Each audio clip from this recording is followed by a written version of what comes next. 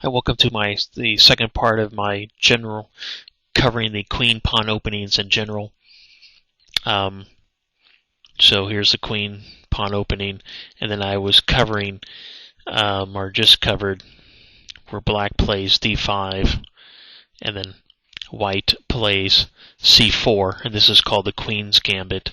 And I discussed I'm going to be covering, this will be the first lecture, and then probably the second lecture will be one of the variations of the Queen's Gambit, declined actually. If you don't know, if black's second move is anything besides capturing this pawn, it's called the Queen's Gambit declined. And then one of the more popular Queen's Gambit declined moves is c6, which is called the Slav defense. So let me go into the next set of sort of queen pawn openings. So I said this is one of the popular openings, d5, but the other popular, our first move by black, which is probably the most popular, is actually knight to f6. So you could ask yourself, well, why did black make this move? Well, it's basically it comes from a theory that that says that black plans to attack the center from the side with pieces.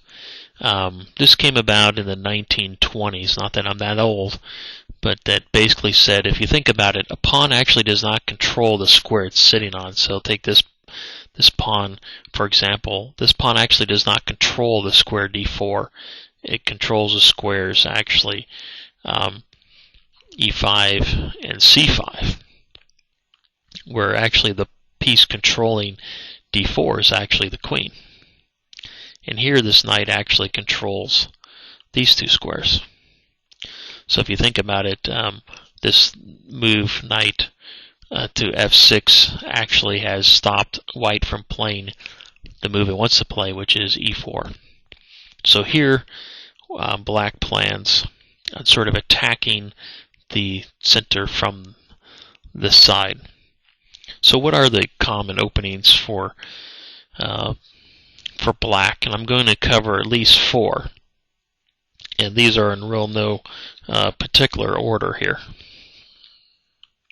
I'll probably go through these a little quickly because I will be covering why does black play each move in detail when I actually cover each opening, and this is just meant as an overview. So one of the openings I'll be covering is actually called the King's Indian defense, and here white is going to play c4 on his second move for reasons I sort of covered in my last lecture, and then black is going to play g6. And what black's planning to do is to move its bishop to here, where it can sort of control the center and look along this diagonal here.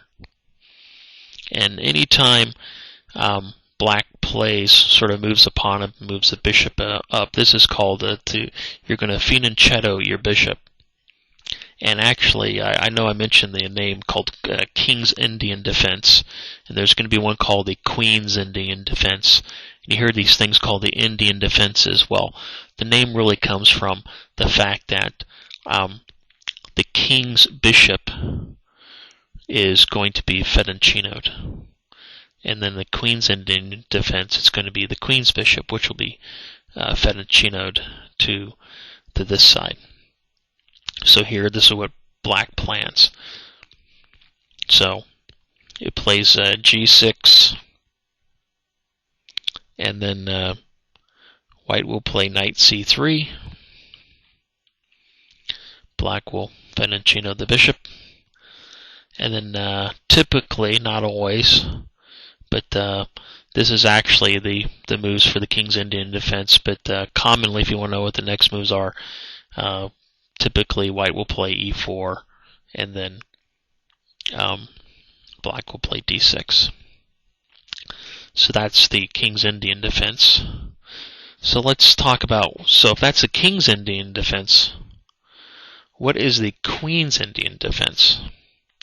Well, let me back up.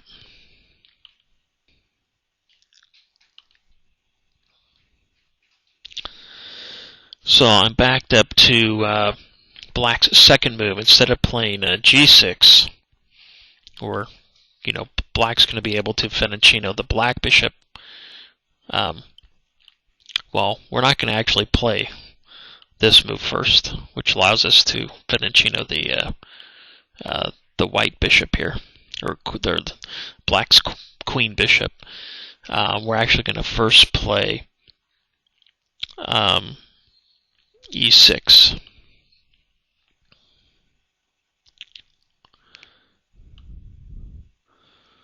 So this move actually helps control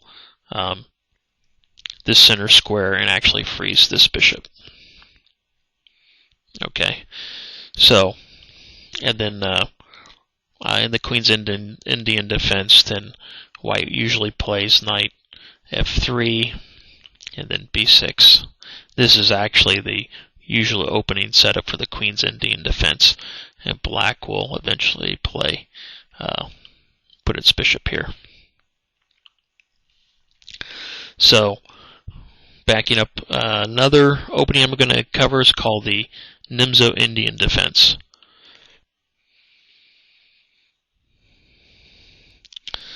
So actually, if we just back up to this position where white played this move, okay, for the Queen's Indian, the Nimzo Indian actually is where white plays knight to c3, and then black plays bishop to b4. And you have to ask yourself, maybe I'll briefly just mention why did black play this move. Well, black is actually struggling for control of e4. So before black made its move, if we back up, this knight here was actually, well, I guess both these knights were controlling.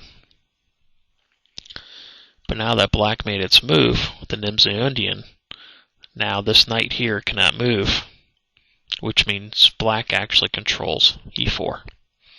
So this is a fight for the center.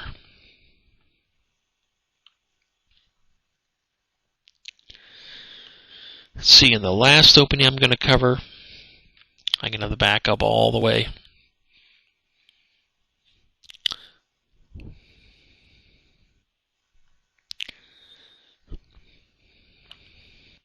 Well, actually, I didn't have to back up all the way, but generally you've seen the move where now, we have the King's Indian, where black played this move, and then we have the Queen's Indian, and also the Nimzo Indian starts off by where black plays e6, and now we have a completely different move.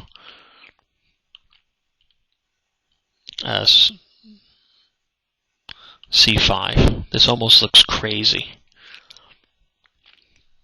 Believe it or not, the next move that white normally plays, and I'll cover this in the lecture when I cover this opening, is actually called the Benoni, which I think I saw on the web, where it means the son of sorrow, or translated the son of sorrow, where now white plays d5, and then black plays e6. So the reason I want to cover this opening is basically we have somewhat of a different, second move by black, where black strikes like this. This actually leads in maybe to another opening that I'll cover, which is actually called the Benko. I'm not too sure if I'm going to cover that opening. So those are the basic openings I'm going to cover in the queens, for the queen pawn openings.